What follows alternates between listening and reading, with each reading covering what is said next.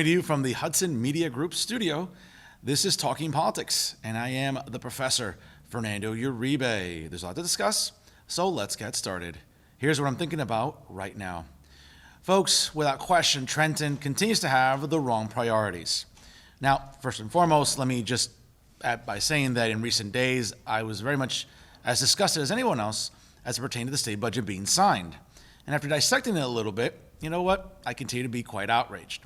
Let me just start out with a basic premise about something that I've been beating the drums on not just this program, but other media programs that I host every week.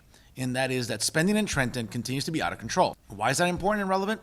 Well, according to the state treasury, the average property tax bill in the state of New Jersey is $8,953. Now, why is that number important, you might be asking? Well, the governor, along with Democrats, specifically liberals in both chambers of the legislature, for example, decided to allocate $6.2 million to a legal fund to help illegals who are fighting deportation. Folks, I'll say it again. The governor and Democrats in Trenton allocate $6.2 million, again, of your hard-earned money, to a legal fund to help illegals who are here illegally fight deportation. Folks, if that is not the definition of tone deaf, I don't know what is. But quite frankly, this isn't my problem. And it's not something that I feel my tax dollars should subsidize. Now, you want to know why that matters to me? Because, for example, you could take that amount, which is $6.2 million, which again is an increase of $3.1 million from the previous year and the budget itself. And for example, you could use this amount of money for property tax relief. And when you do the math and you take that $6.2 million, guess what? You could help over 670,000 households in the state of New Jersey. I'll say it again. 670,000 homeowners could get property tax relief. And what better way to help families during a pandemic? But instead, the governor and liberals in the legislature prefer to cater to bleeding heart organizations like Make the Road New Jersey, the New Jersey Alliance for Immigrant Justice, and other left-wing organizations that love to pander and cater to illegals at all times. But you know what? I'm tired of it. And I'm sure, ladies and gentlemen, many of you are too. Now listen, that doesn't make me a racist. It doesn't make me a bigot. It doesn't make me a xenophobe. Because guess what, folks?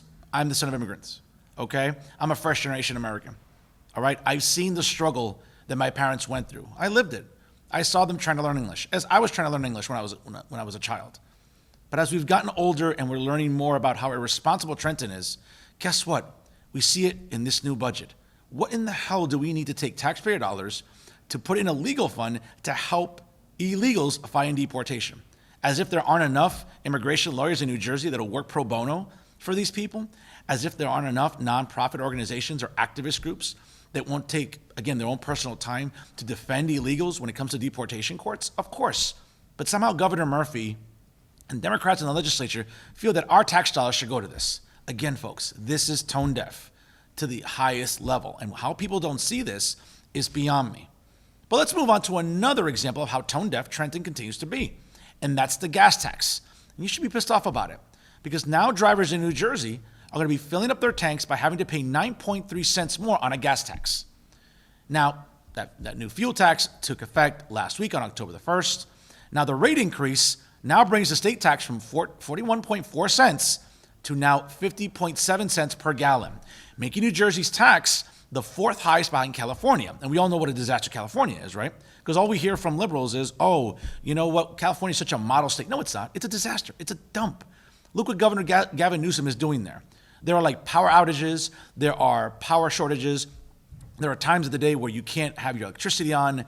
It's a disaster. And you hear liberals like Governor Murphy and liberals like Andrew Cuomo in New York saying that, you know what, we want to be the California of the East. Are you crazy? Look at what a disaster California has become in recent years. Why? A completely Democratic-controlled legislature, liberals at every turn, pop culture, everything. Hollywood, they've monopolized the entire state. And look what happens. Yeah, the rich live very well, but middle class and poor people, they live very poorly. But you know what? Liberals don't care about that, because it's all about feeling good and having these, these sanctimonious type of moments to sort of preach and lecture you about how, oh my God, how things have to be so equal. That's nonsense. And look what's going on in New Jersey here, folks. All right? Whether it's Trenton's inability to give us property tax relief or anything else, now it's more expensive for us to drive. And I get it. Now, during this pandemic, Governor Murphy signed an executive order putting a moratorium on any evictions because, for example, people can't pay their rents. But you know what? If you're going to provide any sort of economic relief, either do it across the board or don't do it at all. Don't just say, yes, we're going to make sure you don't get evicted, but guess what? If you want to go to work, we're going to make it more expensive for you to go to work by filling up your tanks. We'll raise tolls on the Garden State Parkway and the Jersey Turnpike. Folks, this is tone deaf, and how people don't see this is beyond me. And this is where regular New Jerseyans are fed up, and that's why they're moving. And of course, Governor Murphy and many Democrats will say, well, if you don't like it here, move. That's the wrong message, ladies and gentlemen. They should be telling you instead, what can we do to keep you here? Because it's important to keep you here. And you know what? And not make you broke in the process. That should be the message coming out of Trenton. Not helping illegals, not hitting us in the pockets when we go fill up our gas tanks, not raising tolls if we're trying to get to work and see our families or whatever. That should be the message. Make it more economically affordable to live here. Don't suffocate us like you're doing with just another exorbitant budget.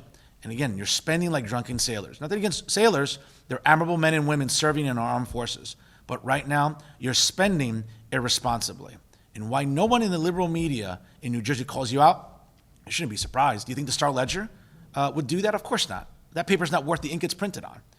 You think other online apparatuses will do that? Of course not. But you know who will? I will, and I'll continue doing it here every week on Talking Politics via the Hudson Media Group. And that's what I'm thinking about right now. And this week's edition of the now 4-time award-winning podcast Talking the Hudson, which you can listen to live every Wednesday night at 9 p.m. by going to www.blogtalkradio.com/Talking the Hudson, was the distinguished president of the Bayonne Board of Education, Maria Velato. We spoke for over an hour on a variety of different issues as it pertains to her campaign to win re-election coming up on November 3rd under the Together We Can ticket, which was recently endorsed by Bayonne Mayor Jimmy Davis. We also talked about some of the challenges that parents and teachers face during COVID-19. Let's check out what she had to say. And to the best of my knowledge, from people I talked to, the feedback has been tremendous. What made you want to run for a full term? Well, this is my second time running for a full term. Yes. But the reason I'm running is that we're on our way doing great work, the whole board together, and just a couple of more years, we could make so much progress on things that we've started. So we just want to complete projects and leave Bayonne better than we found it. Bayonne School District better than we found it. Well, Maria, we know that in recent years, the Bayonne School District has been under the microscope. I mean, that's all there is to it. I mean, there's really no delicate way to say it. And we know that it's been under the microscope. It's been in the headlines. Parents go to board meetings and in some instances have expressed their disapproval. What can you share with our listeners tonight and potential voters coming up in 27 days that tells them straight up, like, obviously myself, along with the Together We Can ticket, which was just endorsed by Mayor Jimmy Davis, so that had to be a great shot in the arm to you and everybody on the ticket. But what can you tell our listeners tonight about what has really improved under your leadership, and also as well as your running mates who have been heavily involved in the board business? Well, since I came in 2017, and since then we've gotten a new superintendent, John Neese, who's great. We've gotten a new BA, Dan Castle, who is doing great work with managing the Bayonne finances. We've also finally signed an interlocal agreement with the city for to see if we could expand our schools. We've gotten new books, new Chromebook for every child, fixed many of our facilities. We put in new boilers. You know, the list is endless of things we've done. Becoming president this year, I was very excited, and all of a sudden we get hit with COVID, and a lot of our things were held back. But we're doing great. We came out also in the Newsweek, the news article for being one of the best national high schools because we have a 92.5 graduation rate, which is great. we just keep moving forward. And together we can, with Christopher Munoz and Dave Watson, we believe that with the other board members, we'll continue to move forward and continue to make progress in Bayonne and continue to build up our facilities and continue to strengthen our education program, which has been getting stronger, and we're excited about it. Secondly, we discussed how fickle the campaign has become as a result of the opposition. And of course, she had a lot to say as it pertains to what her platform represents and what she will continue to do to represent teachers and the best interests of students and parents in the Bayonne School District. I think it's something that's on the minds of everybody else. Quite frankly, normally, we don't like to associate politics with any board of education race, but it seems like it's getting awfully political. How much does that bother you when perhaps it shouldn't be political? I'm an educator, Fernando. I've been an educator for 26 years, a teacher in Newark. My life is education. I have a master's degree in education, as a matter of fact, in urban educational leadership. I've always worked with children. My priority is always what's best for the children, what we could give the children with what we have, what's best for our educators so that they're the front line. They're the ones that are in that classroom working with that child.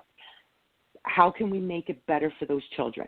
Happy teacher, happy children, children that are learning, children that are growing, right? So to me, it's always been about education. The political side, well, it is an election. I do ask people to please vote for me because, I ask people to vote for me. And being endorsed by the mayor and having the mayor's support and the council and assembly and Assemblyman Cervelati's support, the Mayor Davis's support, the support from Councilwoman Sharon Drowski, Councilman Juan Perez, Councilman Neil Carroll, Councilman Sal Gervais, Councilman Gary LaPalooza, having all of their support just makes it that we are Bayonne strong. We get stronger, we move forward. Working with the city when it comes to certain things, even when it comes to raising the cost that we could raise, we have a conversation, with the mayor, and the mayor will say, listen, we can't absorb, the city can't absorb to increase your lien on the schools at a 1.7, but we could afford a 1.5, and we don't have to take we don't have to burden the taxpayer anymore. The city could do that. So, we work with him to negotiate that number also so that we don't burden our taxpayers. So that is a plus because we all go to the same pool. It's, the same money. It's not like, it's separate. It's a separate person you're asking for it. We're all asking the same taxpayer. So we try to work with the city so that the taxpayer is not burdened. That's one of the positives. Another positive, working with the city, we could do this interlocal where they buy land, they buy buildings, and then we can rent them. We can rent it from them. We could form this interlocal agreement where we can now use these buildings and increase our classrooms because our classrooms are overcrowded, and we do need to have more space so that we can spread out our children. That's something that COVID has taught us, that overcrowding and poor ventilation causes a problem. So these are things that we work with the city. And we can get these areas, and now we can increase our space, our footprint a little bit, and have a little less overcrowding in our classrooms. So these are things that I think are positive of working with the city and being supported by the current politicians, the current administration. It's okay. And if people think I'm political, well, then that's what they think. I know why I do what I do. I have no ulterior motives. I have no one that works in the city. I have no one that works for the school system. So I'm not getting any personal gain from anything. So people can say those things. I know that the working with the city is better for the students. It's better for our school district because we are able to grow. We are able to work together. So we don't burden taxpayers, so that we don't hurt the people of Bayonne, because that's the furthest thing anyone wants to do when we live in the city. We love our city. Together we can. We're all We all live in Bayonne. We've all grown up here in Bayonne. We've all contributed in one way or another to the city, not just volunteering on the school board. You know, we volunteered at the soup kitchens. We volunteered at the food bank. We volunteer at our churches. You know, we are part of the community, not just because we're on the board. So we love our city, all three of us, Christopher Munoz, Dave Watson, and myself. We love Bayonne. We're part of Bayonne, you know. So to us, we all own homes in Bayonne. So for us, raising taxes, hurting the taxpayer, that's never, ever our intent. We try to work with the city so that we do not get that. And that's why we are happy to be endorsed by the mayor. I think the mayor's doing a great job. I think our city council is doing a great job. So I'm happy to be endorsed by them. They're great people who also love Bayonne very much. It was quite an informative interview with Bayonne Board of Education President Maria Velato. And of course, you can check it out in its entirety once again by going to www.blogtalkradio.com/Talking the Hudson. This 4-time award-winning podcast will continue to bring you the exclusives every single week, leading up to Election Day and well into 2021. And now some local stories for your consideration. Let's start off in Jersey City. And a special thank you to John Hines from the Hudson County View for his report on this story. And apparently it's been confirmed that the Hudson County Prosecutor's Office will not be pressing charges against Jersey police officers that were involved in a brawl along Bostwick Avenue this past May 5th. Now, after a 6-month review, the Hudson County Prosecutor's Office has confirmed and announced that they will not be pressing charges against the officers involved in a May 5th Bostwick Avenue brawl, where at least one officer used his baton. The Hudson County Prosecutor Esther Suarez released a statement this week saying the following, quote, after repeated attempts to de-escalate the incident with verbal commands to disperse failed, body-worn camera footage and cell phone as well as social media videos showed a very chaotic scene unfold. Ultimately, several individuals, while resisting arrest and or interfering in the officer's attempt to effect a lawful arrest, took criminal action towards officers justifying the use of some degree of mechanical force. While attempting to stop a physical altercation between two civilians fighting with each other, a responding officer had a juvenile actor reach toward his duty belt in a possible attempt to disarm the officer. Now, apparently, black activists in the city, which include Lincoln High School principal and former councilman Chris Gatson and others, have taken to social media to push back against this narrative. Now, the day after the incident, Jersey City Mayor Stephen Fulop, Police Chief Michael Kelly, and Public Safety Director James Shea said the street brawl, which estimated to have anywhere between 50 to 100 people, quickly devolved into pandemonium after someone tried to grab an officer's gun. Now, the Hudson County Prosecutor's Office released the full body camera footage from the incident in July, prompting some black leaders to call for Rowan's firing and indictment, but ultimately, the Hudson County Prosecutor's Office shared the same perspective as the aforementioned city officials. Folks, let me just say this. It's quite tragic to ever hear any civilians suffering, at the hands of police officers in what could be construed as misconduct. But folks, listen, my heart goes out to the men and women in blue of the Jersey Police Department. There are some horrendous neighborhoods to patrol in Jersey City. And let me tell you something. You ever been to Bostwick Avenue? I mean, I've been there during the daytime, and I'm scared for my life. It's a dump. I mean, I could use other words, but again, this is a family-friendly program. All right, so again, I'm sure officers walk in there a little bit nervous, and who can blame them? Yeah, they might be armed, but you know what? You ever walk down Bostwick Avenue, you might be scared for your life.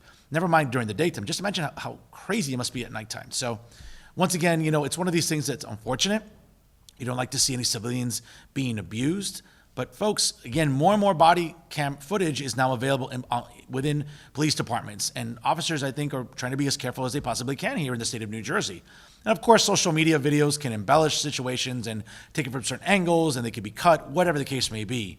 Listen, I'm going to side with the Hudson County Prosecutor's Office here, which I normally don't all the time based on some investigations that haven't always gone to my liking. But in this case, you can tell that they were very diligent and they were very thorough, and obviously the officers won't be facing any charges. Now, what happens with public outcry and backlash remains to be seen. We'll stay in Jersey City for another important story, and once again, thank you to John Hines with the Hudson County View for his report on this story. Now, Jersey City Mayor Stephen Fulop banked almost $150,000 at a fundraiser this week in downtown Jersey City at the very attractive destination known as Surf City, and now has $1.4 million in cash on hand as he is seeking re-election in 2021. Now, again, it was a star-studded lineup there for Jersey City Mayor Stephen Fulop. The mayor went on to say in a statement this week, quote, "Our team has been steadily raising money to prepare for next year's campaign. And after the most recent event, we're very confident that we will have the resources needed to get our message out and run a strong operation across all 6 wards and in all neighborhoods of our city. We're very proud of our record and want to continue seeing our city move forward and complete the many exciting projects we've begun that are improving quality of life, bringing more jobs and opportunities to residents, and setting Jersey on a path towards becoming the best mid-sized city in the United States. I'm looking forward to next year's race and to an even brighter future in Jersey City." Now, according to the reports filed with the New Jersey Election Law Enforcement Commission on July 17th, Phillip's mayoral account now has $995,303, with Team Phillip account that's good for an actual $234,619. Now, back in February, the mayor announced that council members Denise Ridley, Mira Prince Array, Jermaine Robinson, Joyce Waterman, and Daniel Rivera will run with him again next year. Ward D Councilman Yusuf Saleh faces a special election to maintain his seat coming up on November the 3rd, but if he is indeed successful, it's a foregone conclusion he will join Mayor Phillip's slate. While he's not made any commitments regarding 2021, Ward C Councilman Rich Borgiano was indeed in attendance yesterday. Therefore, the only incumbents who have ruled out running with Phillip are Ward E Councilman James Solomon, who has told Hudson County View as recently as last month, that, as well as Councilman at Large Rolando Lavaro, that they might be also rumored mayoral challengers. About 13 months out, though, guess what? Not one person has thrown out any formal challenge against the mayor, though Robert Menendez Jr., the son of the senior United States Senator Robert Menendez Sr., has also emerged as a potential opponent in recent weeks. There were other dignitaries in attendance, folks, which include Assembly members Angela McKnight, along with Raj Mukherjee, Nicholas Charavaloti, Bayonne Mayor Jimmy Davis, Hudson County Clerk Junior Maldonado, Hudson County Register Diane Coleman, Freeholders Jerry Walker, Anthony Romano, Kenny Kopatz, as well as Democratic Freeholder nominees Yarade Alpante Lipsky, and Jersey City Democratic Organization Chairwoman Barbara Stamato, among many others, according to the Phillip campaign. Folks, here's something to keep an eye on, and I mentioned it last week, and I'll say it again. The son of our United States Senator here in New Jersey, Robert Menendez Jr., it's no accident that he's been out and about, not just going to political events, but he's been to community events. He's been to barbecues last summer. He's been to, again, even during COVID, he's been trying to make his rounds talking to community leaders, all right, and civic activists. Because you know what? There's a lot of truth to the rumor about possibly, not just after he moved into downtown Jersey City, but that he's interested. What was even more interesting, though, folks, was the idea of what was posted on his Facebook this past week, sort of chastising the mayor for having a fundraiser. As we all know, Robert Jr. is a very devoted Democrat like his father, and certainly he brought up a very important point during his Facebook post, which alluded to how important fundraising has been during the pandemic, and of course, how it's not an easy task. And he talked about, for example, how some people should be fundraising for the Democratic Party. But he called out Jersey City Mayor Stephen Phillip for not doing that for the party, but only for himself. Quote, "Someone who in these extraordinary times with perhaps the most important election in our nation's history, just weeks away, is fundraising for himself for an election that is over a year away. That, in my opinion, tells you all you need to know about someone." Folks, when Robert Menendez Jr. cited this on his Facebook post, he also cited an article giving details about the recent fundraiser. Now, we don't know what's going to happen in the next few weeks and months, but going into 2021, folks, the Menendez name carries serious political capital here in New Jersey. And if Robert Jr. decides to run, it's almost a foregone conclusion he'll have considerable backing from some of the most powerful Democrats in the state of New Jersey. How Stephen Phillip can counter that remains to be seen. But you know what? Smart money is he probably won't be able to.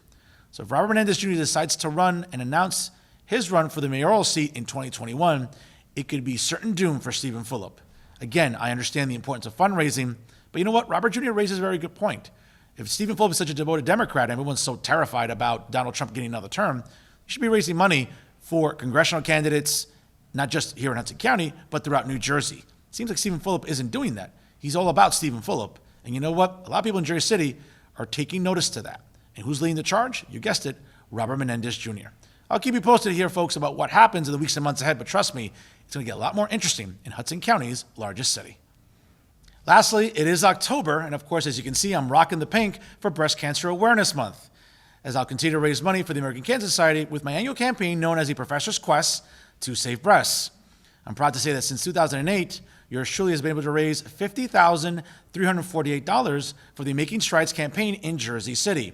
This year, again, due to COVID-19, my fundraising capabilities have been limited, but I'll still be raising money online via the American Cancer Society website, and of course, a fundraiser coming up in just a moment that I'll tell you all about. But folks, in the meantime, I want to thank my amazing sponsors who are joining me this year to raise money for the American Cancer Society. They include MedChoice Advisors in Hudson County, the 512 Restaurant and Bar in Cliffside Park, New Jersey, the Chris Hill Insurance Agency out of Elizabeth, New Jersey, Metropolis Nights Magazine, the state's leading nightlife magazine and information source, the Mason Civic League out of Hoboken, Carolina Corbello, attorney at law, right out of Allendale and Ridgewood, New Jersey, Muller Insurance, represented by Erica Muller in Hoboken, New Jersey, the Doghouse in Nanuet, New York, represented by James Barricato, along with Cooper Place, and, as I mentioned, the aforementioned Mason Civic League, the Bello Chiropractic Office in North Bergen, led by Dr. Frank Bello, Insider NJ, the state's leading journalism source for everything about New Jersey politics, and of course, Maria Gesualdi,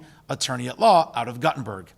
I'm so grateful to all of them for wanting to partner with me this year to raise money for the American Cancer Society. And as a reminder, folks, coming up on Saturday, October the 17th, yours truly is proud to partner with the Union City PBA Local 8, as we'll be raising money on Saturday, October the 17th from 10 a.m. until 3 p.m. directly across the street from the 48th Street Burger Lane Avenue Light Rail Station in Union City. We'll be selling t-shirts, there'll be a boot drive, and once again, all proceeds from that event, once again on Saturday, October 17th, will benefit the American Cancer Society and more specifically, Making Strides Against Breast Cancer in Jersey City. Once again, folks, Saturday, October 17th, mark it on your calendars from 10 a.m. until 3 p.m., rain or shine. I'll be out there with the brave men and women in blue from the Union City PBA Local 8 right here in Union City, as we'll be raising money and hopefully doing our part to defeat breast cancer once and for all. And that's our show for this week. To check out all the exceptional programming brought to you by the Hudson Media Group and NJ On Air, please go to their websites, www.hmgtvshows.com, www.livestream.com/hmgtv, and www.njonair.com. Don't forget to like them both on Facebook and follow them on Instagram and Twitter. I can't say enough, ladies and gentlemen, how proud I am to partner with the Hudson Media Group and NJ On Air as we continue to bring you the best online journalism every single week at the aforementioned websites.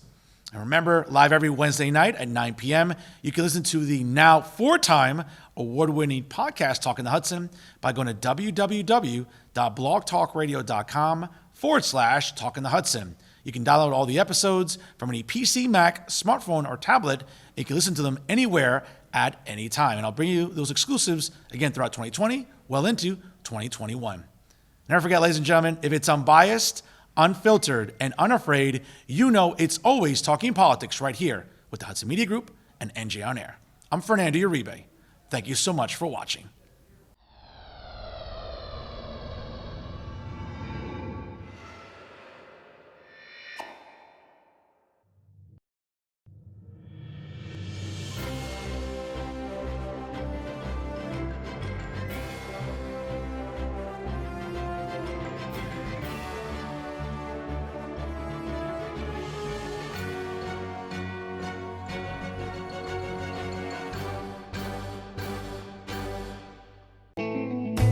Don't forget to catch Fernando's podcast at blogtalkradio.com/talkonthehudson. New episodes available every Wednesday night at 9 p.m.